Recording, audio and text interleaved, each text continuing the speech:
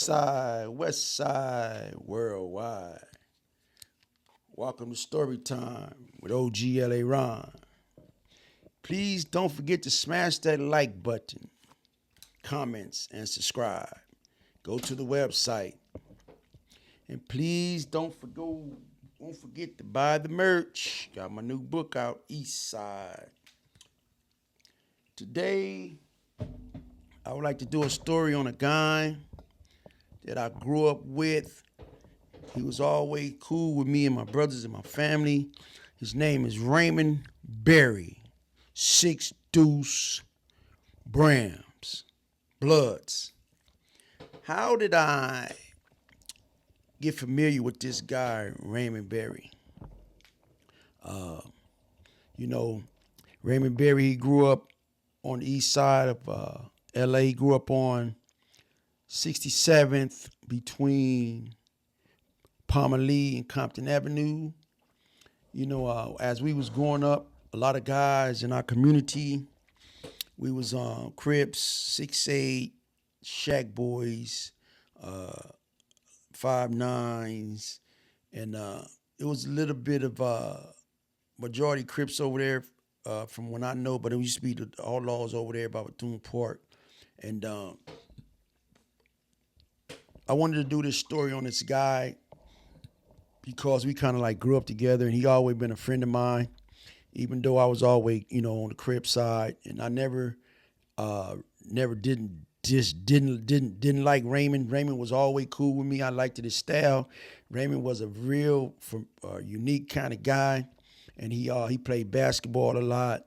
He used to come to the park with us at Bethune, but Raymond, man, he chose to be a blood in a predominantly Crip neighborhood.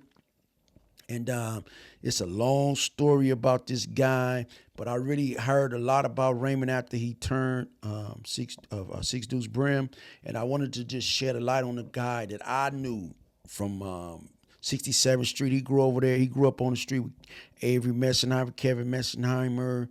He grew up on there with Derek King and a lot of guys on that street. But Raymond, he grew up with about his sisters, and then I don't think Raymond had no brothers, but I just know he was the only boy, and he had a baby mama that lived on Palmer Lee.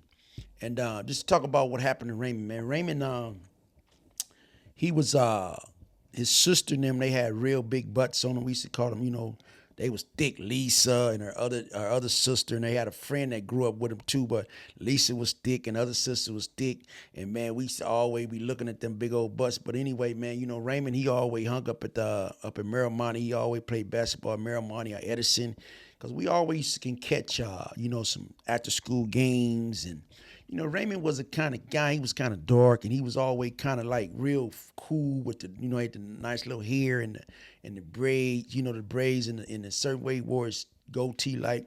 Man, but Raymond, man, he was a good guy, man. He was a good dude, man, but I didn't know Raymond was gonna be this vicious later on. But anyway, I had talked to a guy, and he was telling me that Raymond had got jumped on, and he tried to fight all these guys, and Raymond ended up getting jumped on up at Miramont. But I heard that some guy was writing on the ground, and Raymond seen him writing on Crip or something on the ground, and Raymond told him, "Nigga, don't be writing that on the ground, nigga." But I didn't know Raymond had turned blood because I didn't know that his sister had started messing with with one of the guys from Six Deuce Bram. And Raymond, he got familiar with the guy. Raymond turned blood. I guess this guy, the one got Raymond to turn blood. So when I heard that about 8 or 9 7 6s, I think it was about 8 or 9 7 6s went to jail for jumping on Raymond. I think they kind of like messed his jaw up, broke his jaw and everything. But Raymond, he never said nothing about, he never said nothing who did it.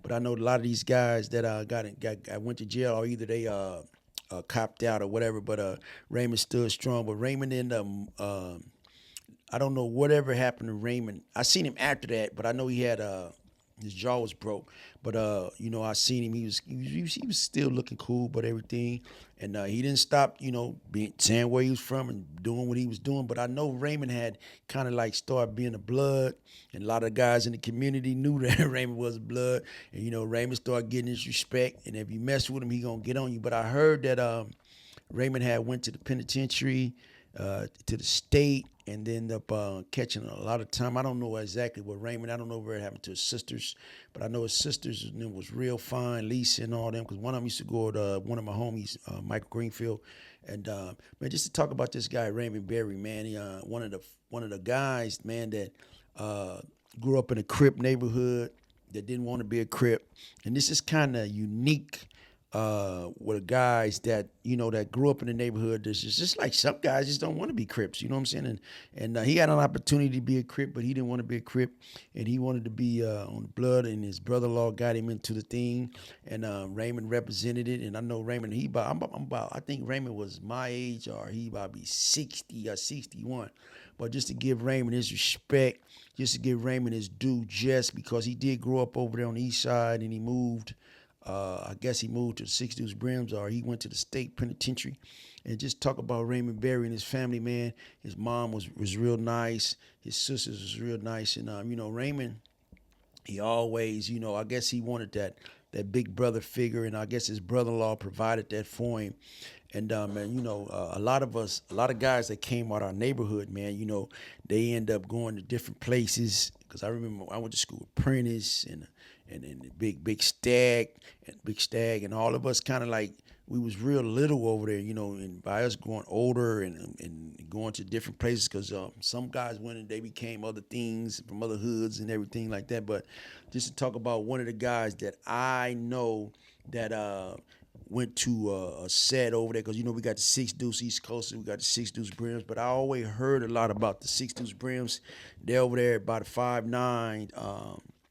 Hoovers, because my cousins live over there, Miles and Harry, and I was talking to a few guys from the old neighborhood, and they was telling me, man, that Raymond Berry, had joined the Blood Gang, and he's older now. I think he in a state prison, but man, just to talk about this guy, I consider him as a friend of mine. I consider him as because one thing about that east side over there, man, we like a family over there in that area, and I know that I never really been to the state, but I know that Raymond, I probably had an opportunity to see his guys that he wanted to get into it with in the state, and I know Raymond, he always was a real dude, and I always know that he was about his business, and I always knew that he would later on become like a legend in our neighborhood, because that happened to him, and that he fought it by himself, and he didn't go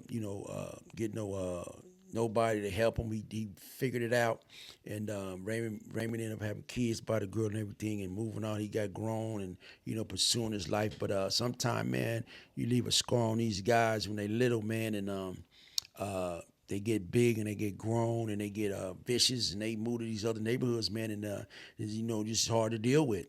And I know that this guy Raymond Berry, man, he one of the real ones off that east side, man, and I know his kids made me proud of him. I know his sisters and them always been proud of him, but I know Raymond always had that dog in him, and even as we was growing up, he never really messed with nobody. He was a real good dude. He was kind of quiet, but them the ones that would hurt you, and he always remind me of my brother Gerald, and just talk about this guy, man, Raymond Berry, Six Deuce, Brims, Bloods, and I also ran into Big Marv from Six Deuce Brim and Moose. I think they sent Moose back to police, but that was my guy in Victorville. And Big Marv, we was together in 11 Word. I think they sent Big Marv back to police too. But I know Moose was my partner in Big Marv. Six Deuce Brims, Bloods,